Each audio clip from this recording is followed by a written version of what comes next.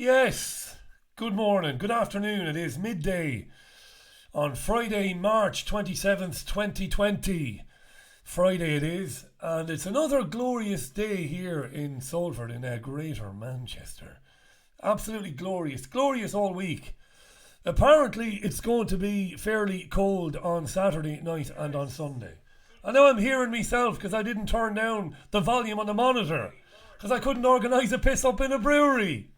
Let me turn myself down there. Hang on. Yeah, because that's a bit weird, isn't it? There is a lag, there is a delay. Wee bit of a delay there.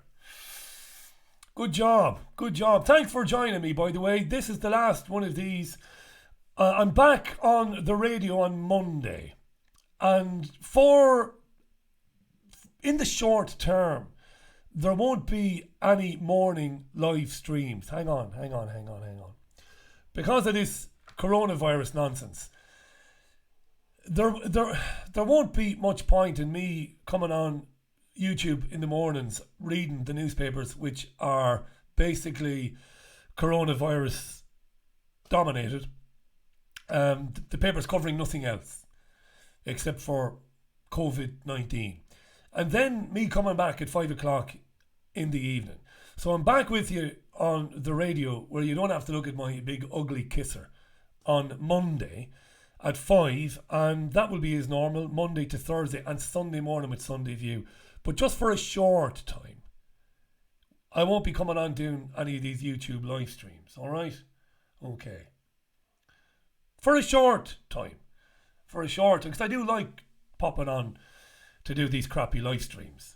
Although I am adamant, I'm determined that we'll improve the production values of this in the future, where I'll have the ability to do more video and stuff while doing this YouTube thing. Okay, I prefer radio as it happens, but I know we're in the times, we're in the era where people do like a bit of YouTube. They do like to see you, but radio will always be the priority for me. Okay, so Monday back. Oakley dokley. I will say a few hellos in a few minutes. Breaking news this morning. I'm sure you know by now. The latest high-profile individual to fall victim to the coronavirus is the Prime Minister. Downing Street has just confirmed that the Prime Minister, Boris Johnson, has tested positive for coronavirus. Boris Johnson has coronavirus. We don't know about the rest of his household or the whereabouts of his partner, Carrie Symonds, but Mr. Johnson has tested positive for coronavirus. We can speak to our correspondent in Westminster, Rob We can Powell. go to Rob. At the time of day when the government briefs political reporters about what's going on. But we don't need to go to Rob to hear more, because we can hear from the horse's mouth himself, the Prime Minister. Hi folks, I want to bring you up to speed with something that's happening today, which is that I've developed mild symptoms of the coronavirus. That's to say, a temperature and a persistent cough. And on the advice of the Chief Medical Officer, I've taken a test that has come out positive. So I am working from home, I'm self-isolating, and that's entirely the right thing to do. But be in no doubt that I can continue, thanks to the wizardry of modern technology, to communicate with all my top team to lead the national fight back against coronavirus. And I want to thank everybody who's involved. I want to thank, of course, above all, our amazing NHS staff. It was very moving last night to join in that national clap for the NHS. But it's not just the NHS, it's our police, our social care workers, teachers, everybody who works in schools, the DWP staff. An amazing national effort by the public services, but also by every member of the British public who's volunteering. Incredible response. 600,000 people have volunteered to take part in a great national effort to protect people from the consequences of coronavirus. I want to thank you. I want to thank everybody who's working to keep our country going through this epidemic. And we will get through it. And the way we're going to get through it is, of course, by applying the measures that you'll have heard so much about. And the more effectively we all comply with those measures, the faster our country will come through this epidemic and the faster we'll bounce back. So thank you to everybody who's doing what I'm doing, working from home to stop the spread of the virus from household to household. That's the way we're going to win. We're going to beat it, and we're going to beat it together. Stay at home, protect the NHS, and save lives. We'll fight it on the beaches, we'll fight it on the land, we'll have the police. Yeah, the clapping he was referring to, you probably know this by now. Bizarrely, last night at 8 o'clock, I only found out about this around about 7:30. I was flicking around. Jesus, Bruce Springsteen was right, wasn't he? 57 channels and there's nothing fucking on. I don't know how many channels we have on our televisual service, our TV service thing. I reckon we've got about 700. But there's never anything on. So I'm flicking around and I see this warning. ITV, it comes up on the screen at 8 o'clock. We'll be going live to the nation as people stand on their doorsteps to applaud like fucking retards. Did you see this last night? You did? Even in lockdown, Britain united for a moment of solidarity. People took to their doorsteps and windows to applaud the unwavering resilience of the NHS. What started as an idea on social media captured the hearts of royals and celebrities, all united in their message of thanks. I'm very emotional. We are all so grateful to everybody who works on the front line, whether that's in the NHS or stocking our supermarkets or keeping our courts running, or people that are just keeping this world going whilst we're self-isolating and keeping ourselves safe. It's a small thing that we can all get together and hopefully make them understand how valued they are. And it's everyone, it's the doctors, the nurses, I'll spare you any more of it. And celebrities, A-list and X-list and Z-list, filmed themselves clapping in their living rooms and posted it on Instagram and on Twitter. Approval fishing. I don't know if you should say approval fishing. Virtue signalling. Yeah. I've said too much over the years about Stepford citizens, and I'll say no more about that. They did it in Ireland as well, apparently. The Irish did it as well. That shower of shit across the Irish Sea. My people. Standing out like fucking morons, playing guitars and cheering frontline workers, whoever they are. Sky News is running videos today of various doctors in tears. Doctors who broke off from presumably fighting people riddled with coronavirus to film themselves crying, emotionally overcome because people around the country clapped at 8 o'clock. So the doctors broke off from saving lives, presumably to film themselves crying and then upload it to Twitter. Andy Warhol, didn't he say it one time or another? Was it Andy who said it, was it? In the future, everybody will be famous for 15 minutes. Amazing. Amazing. Yes, I've said too much about it before, the narcissism. So I won't say any more about it. No! Be Jesus. Mad times we're living in. That's in the Irish Times. The French. Well, the French. Let's have a look at what the French are doing.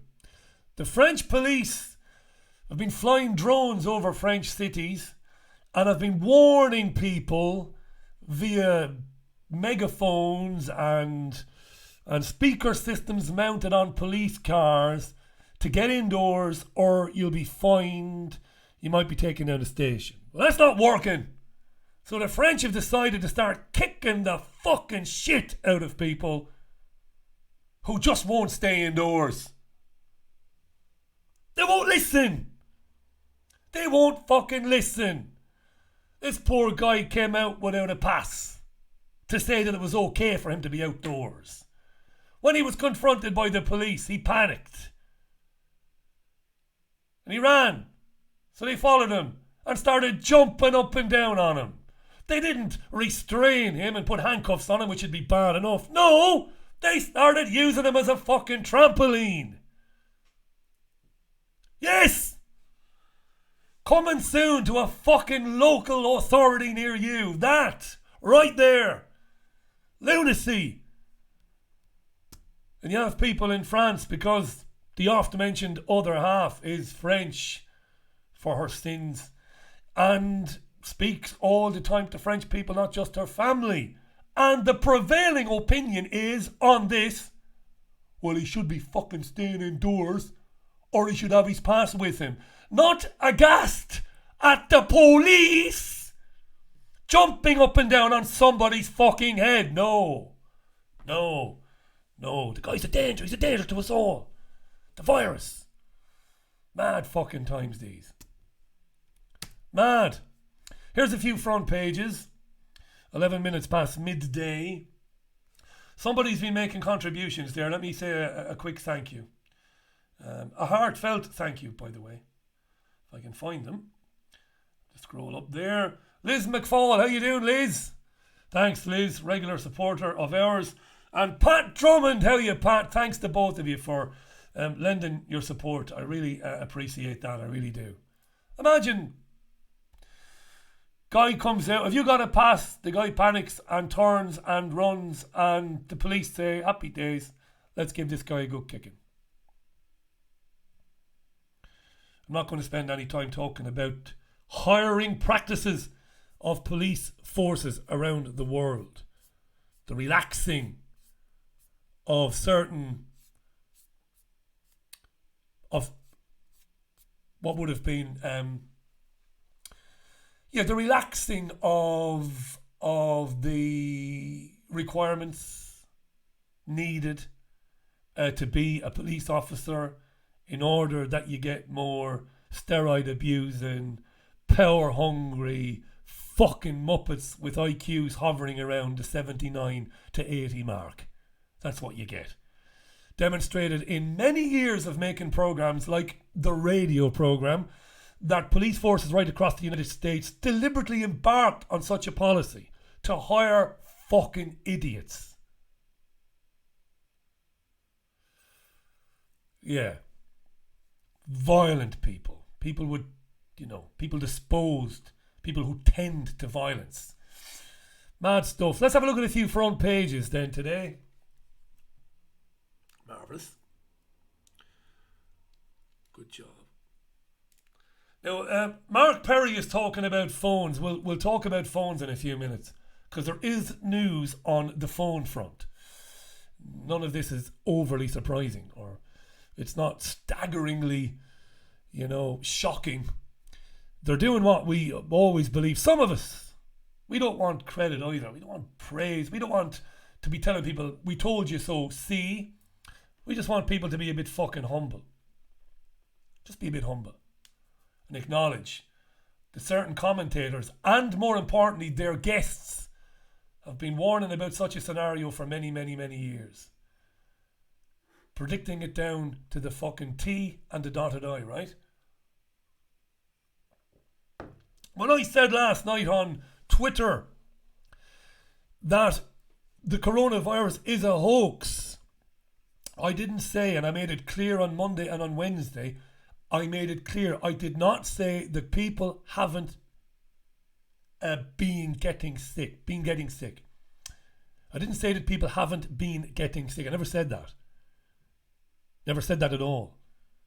Got some abusive emails from people. I work on a ward, and people. I've never said people weren't getting sick. The virus itself, the characterization of it as a deadly virus, is a hoax, in my opinion. And I've explained why on Monday and Wednesday, why I believe it to be such. Great to see people in Salford yesterday in our local parks ignoring the nonsense and getting on with it. Great to see children playing on the swings and on the seesaw. and dogs running around and people chatting amiably with one another. Brilliant. You're not going to get sick. Boris Johnson has a fucking head cold. Now, I know you'll believe me because I don't lie to you. I'm in contact, I would say, with about 15 to 20 different doctors, GPs now. People who went to uni, got a medical degree, and have worked either in the National Health Services of the UK or Ireland, or worked in private practice. And there's a friend of mine who's a doctor, and my Waterford viewers from Waterford in Ireland could probably work out who it is. I'll never mention him by name. And he won't come on the programme, which is understandable. And I was chatting to him over Skype yesterday morning, having a bit of a natter. And he was off yesterday. And I was saying to him jokingly, I said, Bill, his name isn't Bill, I said, Bill, what the fuck do you know about viruses, Bill? As a practicing medical doctor. And Bill said, I know where you're going with this, Richie. You see, Bill listens to the radio programme. He said, we learn about viruses in medical school. And we see viruses in medical school. We see them, Richie. Right, Bill, I said. So you see them under the microscopes and you see photographs of them on the overhead projector, don't you, Bill? And Bill said, yes, Richie. When was the last time you looked at a virus, Bill, says I. And Bill said, because he's as honest as the day is long, oh, years and years ago, Richie. So, Bill, would it be fair to say, says I, the doctors are meeting people who've got a bit of a tickle in their throat, they've got a bit of a snotty nose, and they've got a little bit of a chest pain. Is it fair to say, Bill, that doctors are diagnosing them with having coronavirus? And Bill said, it wouldn't surprise me, Richie, it's not supposed to be the way it happens. They're supposed to get the Q-tip, or the equivalent thing in the surgery, up their fucking nose for a swab, and they're supposed to get a swab using another Q-tip at the back of their throat, which is supposed to be sent off to a laboratory. But he said, I believe it's not happening. I believe people are being declared as coronavirus patients on a whim. Right? Just think about that. They're not testing anybody. We're to believe that Johnson's doctor examined him and rushed a sample off to a lab, which rushed back and said, yes, the Prime Minister's coronavirus. I don't believe it. He's got a fucking head cold. 'Tis the season of the head colds. La la la la la. It's fucking March. Every year, people are smothering at this time with runny noses, headaches and sore throats every fucking year.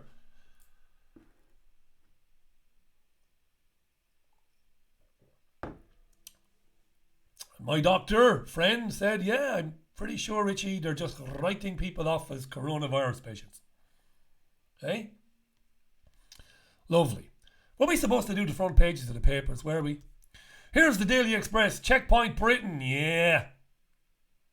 Police will arrest anyone flouting lockdown as UK death toll hits 578. One or two politicians on the fringes of the mainstream have been asking a good question. They have been saying, can somebody please give us the UK's figures for daily deaths, people dying, for 2017, 2018, 2019 and 2020. Example, in 2018 and 2019, how many people in the UK were registered as having shuffling off this mortal coil on every day in March? And let's compare those figures with the figures for March in 2020. Just to fucking see, like, is there an escalation in the numbers of people dying? I suspect there won't be. Right? Those figures are not forthcoming. But they can be gotten. They can be gotten. Here's the Guardian there today, the Guardian. Nurses sent to London as capital faces tsunami of virus patients. They're talking about commandeering the Manchester Arena here in Manchester to make it available to be a temporary hospital. Record 3.3 million seek jobless aid in America. Yes, this is only the beginning. This is the real fucking tsunami. The poverty tsunami. Which is what this is really all about, of course. Here's the Independent. Self-employed given support worth £9 billion. I wonder how much of that will I see as a self-employed man. Sweet Fanny Adams, I would say. I'm not going to go looking for it anyway. I wouldn't take anything off the bastards. There you are. That's on the Independent, or the I-paper, not the Independent, the I-paper, Richie, the I-paper. Different paper entirely. Be Jesus. The Star, more about the police state, I think. Yes. The Star has 4 pages of puzzles. If you're bored indoors, you've nothing else to do. You can't shag the wife anymore. You just can't get it up. You've nothing to do. Get the Star. They've got puzzles, word puzzles, and all of that. Checkpoint Charlie's. Cops get tough on the morons who still go out. I'm going out 17 times a day. And each time I go out, it's for more and more frivolous reasons. Just keep going out. Going out for fuck all, really. The Telegraph. Jobless to soar as virus bailout is delayed. Jobless to soar. The Guardian. 3.3 million new seekers of unemployment assistance in America. Of course. I was joking about going out 17 times though, Constable. I've actually only been out to the shop and to walk the dogs. There isn't any other fucking reason to go out. Nobody else is out. I was running just before I came to do this. I've gone back to the running, taking it slowly because I've been fairly ill. Running down Liverpool Street towards Regent Road, and it was like the opening scenes of 28 Days Later. Could hear the Brian Eno music, the eerie music in my head. Post-apocalyptic feel to Salford this morning. No scallies. There weren't even any scallies out. No scallies. You know something is up when there's no scallies out. Here's the Times. Virus prompts number 10 to suspend the housing market. Yes. Rishi Sunak, 9 billion for the self-employed. But look, haven't I been saying this since day one? Haven't I? Didn't you know anyway? It's not like you needed me to tell you. Haven't I been saying this from day one? We'll all have to foot the bill, says Rishi. Taxes will rise in the future to pay for his enormous coronavirus rescue packages. Taxes will rise. Public spending will almost trickle down to nothing. So vital projects. Vital initiatives, organisations that are vital for public health, for public safety, and for the good of everybody, socially. Everything will be cut to ribbons because we have to pay it all back, you see.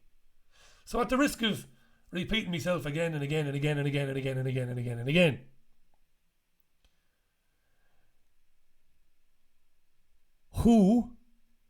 from whom is he borrowing the best part of £400 billion? Well, largely he's getting it from the Bank of England, who will purchase government bonds. It's like a promissory note. We'll take a government bond, we'll give you money in exchange for the bond, which is almost like a promissory note. And then in the near future, you'll have to give us back the money we gave you, but you've got to give it back in interest, man. Who are these people? Where did they come by all of this money. This is the key to it. Every Christmas, for those of you who've listened to my radio program since I began making them in Spain 11 years ago, the power to get everybody in the world to understand the financial system. Because the entire conspiracy, the foundation of the entire conspiracy is the system of finance operated on planet Earth in 2020. Shadowy men, mostly men and a few women. They are very, very few in number. They get to decide who, in terms of individually, but what in terms of countries are given money, capital, finance to operate. They don't give that money out of their own back pocket. They invent that money out of thin air the instant the loan is approved. Haven't given anything of their own. They've made it up. And then they've said, you've now got to pay us back, but you've also got to pay us some interest. We've got to make something out of it. You've got to pay for the privilege of borrowing our money. Problem is, fractional reserve banking 101, the principle has been created out of thin air, but not the interest. Meaning, society, countries, but individuals are forever in debt, chasing their fucking tails with no chance of ever being in the black. The debt worsens year in, year out, nationally and individually. And that's when the banks say, right, you can't pay us, so you're going to have to force austerity on your citizens, and you're going to have to sell off the family jewels. And the family jewels are the items of real value in any country. And you know what they are. Water. Your transport infrastructure. Land. This is the conspiracy. And given the opportunity to educate every man, woman and child in the world to only one fact and one fact only, that would be it. Because everything else falls into place when you understand that. Crashing the economy deliberately. This will be worse than the impact it's going to have on people individually. That's what this is all about. It's not conjecture, it's fact.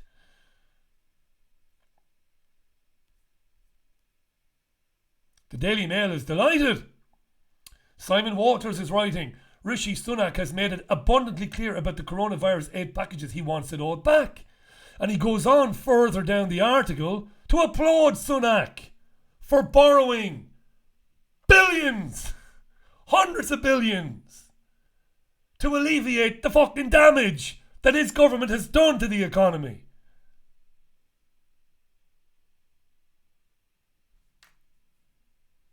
You might ask yourself, are you the only guy, Richie, who's worked in mainstream media, and I've worked at every level of it, who understands this? The answer is no. Of course they understand it. All the gatekeepers in the independent media, particularly. I keep getting articles, from right-wing commentators like Brendan O'Neill from Spike. Brendan is brilliant. Brendan's a fucking gatekeeper.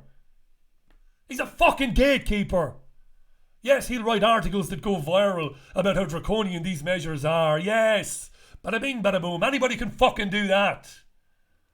These people know what's really going on. They'll never talk about it. They turn down opportunities to come on radio programs like mine with massive listenerships because they know I'm going to put these questions to them. Gatekeepers.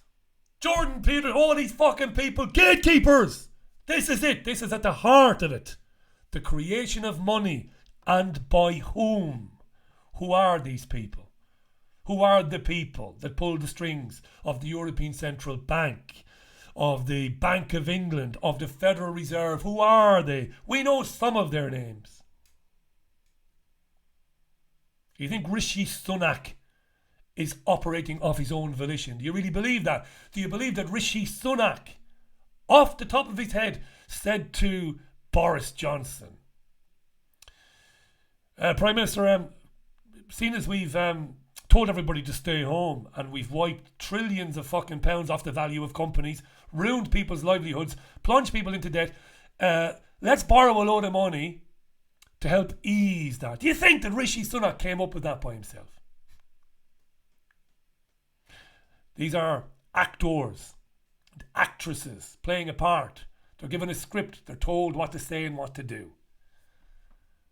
Like the doctors in your surgeries putting up posters telling you to wash your fucking hands, maintain a 2-meter distance, stay at home, all of that. They're not telling you that of their own volition. They're being directed to do so by NHS England, who takes its orders from the World Health Organization.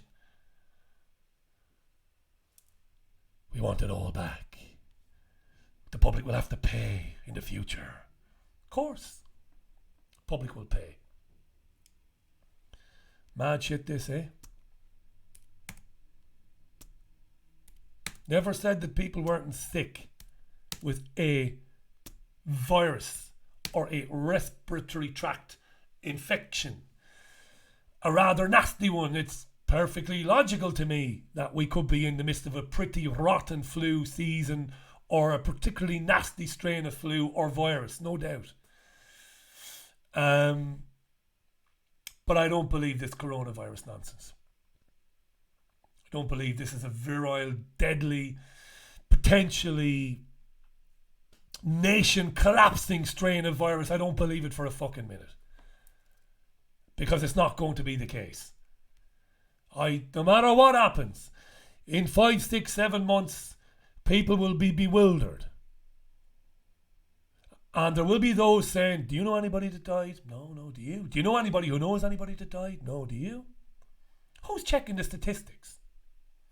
Are the media demanding answers when they are told by the departments of government that 300 people died yesterday in Spain from coronavirus? Who's checking that? The answer is nobody. It's all on good faith. Nobody's checking it. Are the journalists, are the national newspaper journalists of the Spanish media checking this out, cross-referencing this stuff with names and addresses? No! They are regurgitating it. You have to believe it. If you are told by Adam Bolton on Sky News or Robert Peston or Laura Kunsberg or Kathy Newman on Channel 4, if they tell you that 300 people died yesterday because of coronavirus, you just believe it. Take it on good faith. How did they know? Well, the first that Kathy Newman fucking heard of it was when the script rolled down the auto cue. Who wrote the auto cue? A producer did. Who told the producer? Well, he was given a press release from the government. So nobody's checking. Comes in on they're not faxes anymore, of course. I remember faxes. Independent radio news faxes all the time. Comes in on email. Print it off. Rewrite the email text. Rewrite it for broadcasting purposes. Rewrite it for the spoken word. And just fucking read it. The public is like, thousands died in Italy. Do you have any proof of that? No, you don't. Hi to Barry Murta. How you doing, Barry? Thanks so much for your support, mate. I really appreciate that.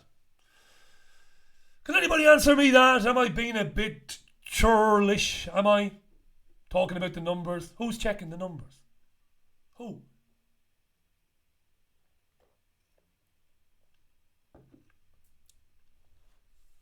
Yep. Unbelievable.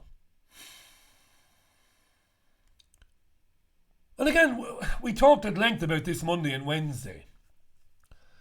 Look for the reaction to any crisis or perceived crisis. Look at that which is suggested, and ultimately look at that which is implemented to give you a fucking clue as to the truth about the crisis or the imagined crisis. Look at what's implemented. Here you go. It's in The Guardian today. Watchdog approves use of UK phone data if it helps fight coronavirus. So your provider now,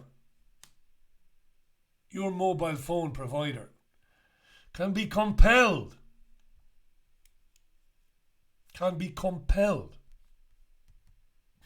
to give a report on your movement and your movements.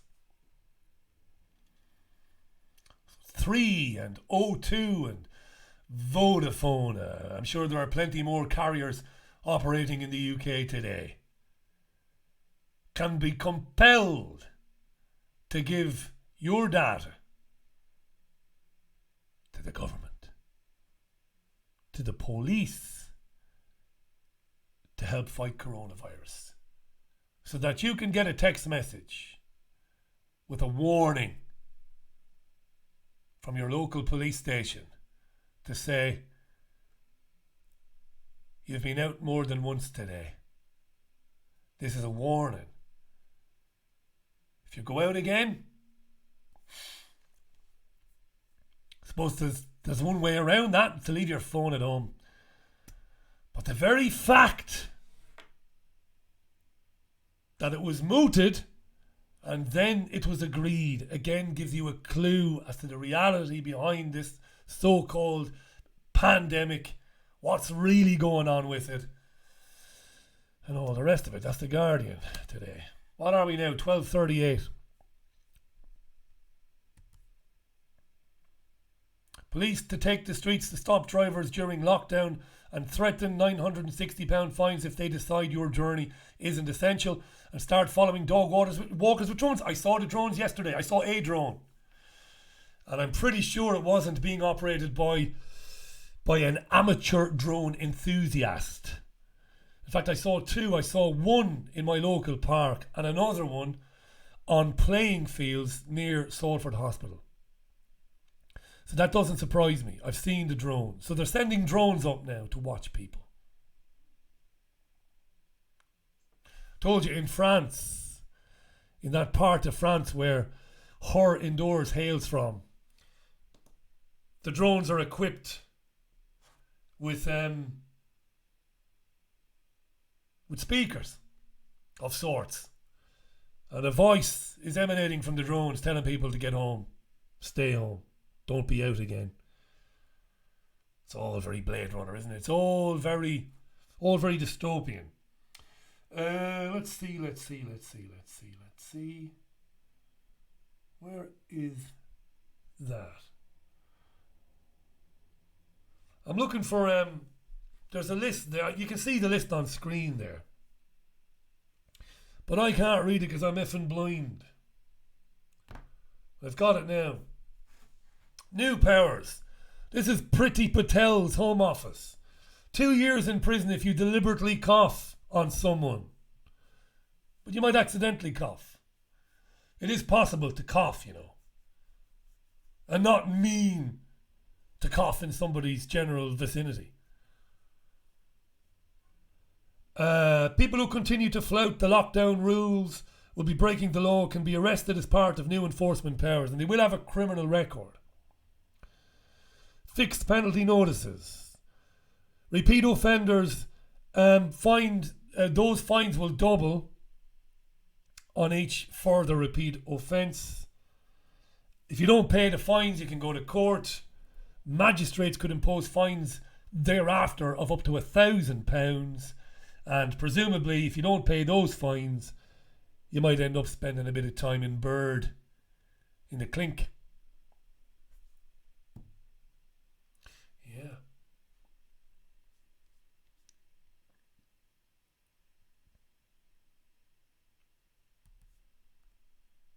This is in the Times today. Hi, by the way, before we talk about the Times, if this is a bit erratic sometimes, these streams, while I do read the newspapers in preparation for it, of course, I don't write any script and I don't really even have bullet points today. So I'm kind of operating on the fly here. You should be impressed by that, actually, rather than be critical of it. And some emails saying it's a bit erratic, Richie. It's a bit all over the place. Well, of fucking course it is. It's all on the fly here. I'm on the fly. Hi to Venus Rising, to William Gibson. How you doing? Leonard Henderson. To Jacqueline in Australia. How you doing, Jacqueline? To Melanie Howd. How you doing, Melanie? To Nick Marden. To Joe Friday. To Jose Vasquez. How you doing, Jose? To James Isaac. To Kelly Glenn, who's back to work now. Kelly. To Stuart McKenzie. To Tanya Bauer. How you doing, Tanya? Hope all is well. To Lee Dignam. To Rafa. To Gunga. To Amanda Thompson. To Lucy Jane. How you doing, Lucy? To Carol Molyneux. How you doing, Carol? Leave that mobile at home and they can't follow you, says Carol. You're damn right, sister. Hi to Charlie Girl. How you doing, Charlie? To Emu Cat. To Jen Viva, Manic Street Preacher, Basic Materials. Did I say Laura Anderson? Hi, Charlotte Ray. How you doing, Charlotte? Sharon Hall. How you, Sharon? And to everybody else who's commenting on there. Lots of comments, I believe. Thanks for your comments. So this is interesting now. If I can find it. There you go. MPs have asked the public to send in evidence of fake news about the coronavirus spreading online.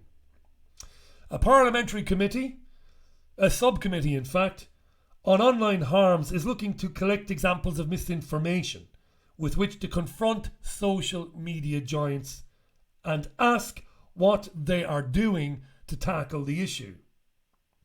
They particularly want to see evidence of misinformation spreading on private channels such as WhatsApp. Julian Knight MP is the chair of the Department for Culture, Media and Sport Committee. The deliberate spreading of false information about COVID-19 could have serious consequences. There have been some shocking examples in recent weeks and we want people to send us what they've come across. He said the tech giants who are found to be failing to tackle the problem should face penalties. A number of text messages posing as government announcements have also been sent to people in recent days, stating, "You have been out of your house 3 times today. You are in breach of government guidelines. Your £30 fine will automatically be added to your bill." Others have claimed to offer a goodwill payment from HMRC if the recipient clicks through to a web link. While some parents have been sent fake emails saying if they send their bank details, they can't receive free school meals. But here's what's interesting to me. If you're fucking stupid enough to send your bank details to somebody over email, I have no sympathy for you. Unless you're older, much older, and you're a bit confused about that, you have my sympathy. But if you're a younger man or woman and you're giving your fucking details to somebody, I have no sympathy for you. This is what interests me. Facebook has pledged to remove any posts on its social media sites that are promoting bogus cures or spreading rumours and conspiracy theories about the coronavirus. Of course, that piqued my interest. Conspiracy theories. And here we are again. There are learned men and women. Many of them have had a career in academia. Many of them have had a career in medicine. And they are challenging the government's response to this coronavirus and suggesting that something more sinister may be afoot. And we can't fucking have that. Because while it's very easy for us to prevent them appearing on television and radio, we know this. Some very qualified people have been precluded from television news programs because they are challenging the narrative on coronavirus. So on the one hand, it's easy to stop these people getting to the viewing public through BBC, Sky, Channel 4, ITV, but it's not so easy, not as easy, to prevent them from using their Facebook page or using their YouTube account to ask some questions about the government's implementation of the lockdown. So that has to be stopped. And we've been talking about this for years. This is where it's going. There is an official narrative. There is a deadly virus. They're not calling it a virus, they're calling it a disease now. We have to turn your fucking city into a gulag to protect you. That is the official version. Nothing else should be heard or seen. Therefore, if a community of retired academics and doctors are discussing this on Facebook or on YouTube, they have to be fucking deleted. Yes. Lovely. That's where we are. Also in the Times, just back to the finance, we'll do whatever it takes. Central banks vow. Really? That's very good of you. And I want you to bear with me now for a minute. Some of you have been listening to me for years and you will have heard me talk about money and what central banks really are for years. Don't worry, I'm not going to go into it again. Just want to read you a little bit of this. Lovely. The Bank of England has pledged to pump more money into the economy. Again, get this into your skull. They are not giving any money. There is no physical money. None. There isn't anything. There is no gold reserves. The money, the digits on a computer screen, they're not backed up by anything. It's a fantasy. So they're not taking on any burden.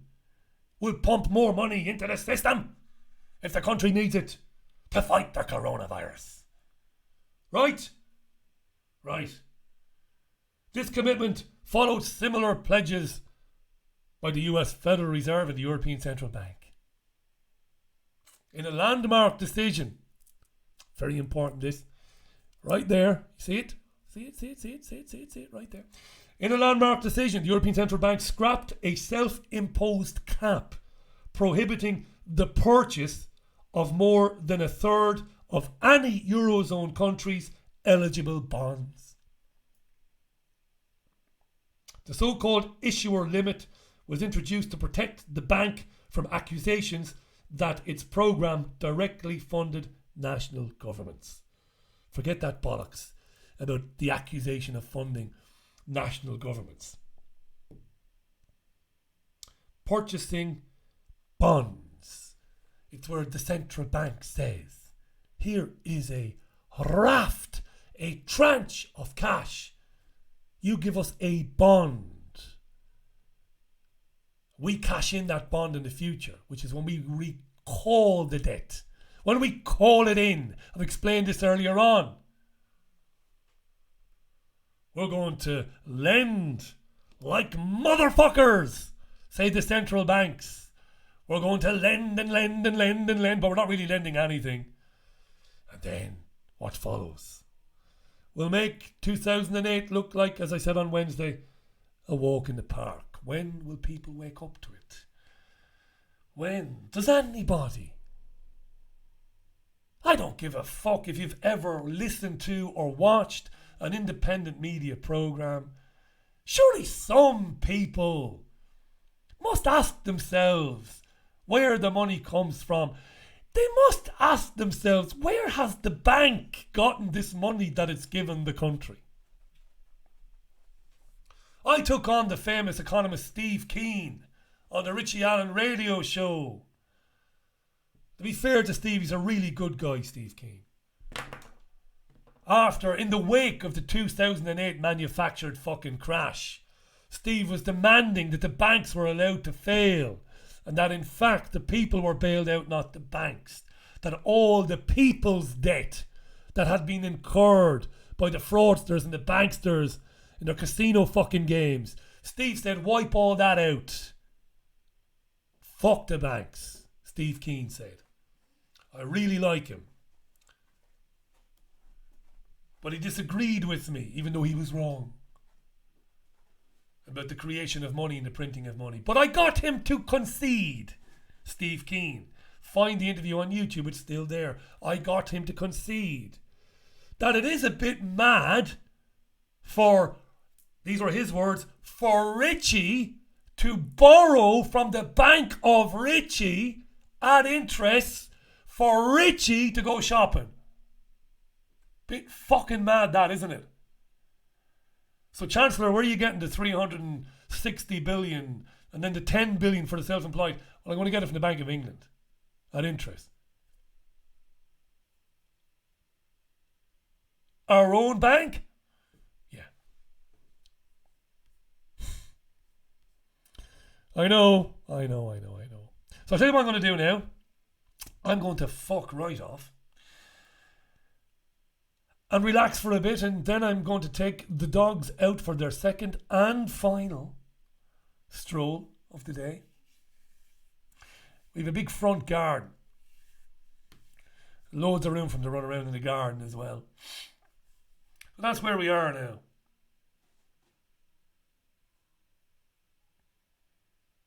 That's where we are. That's it. The cornerstone, or the founding stone, the foundation of the entire conspiracy, the depopulation agenda, is the financial system of this planet. It operates as follows. It's very simple. A tiny group of people are deemed to have all the money.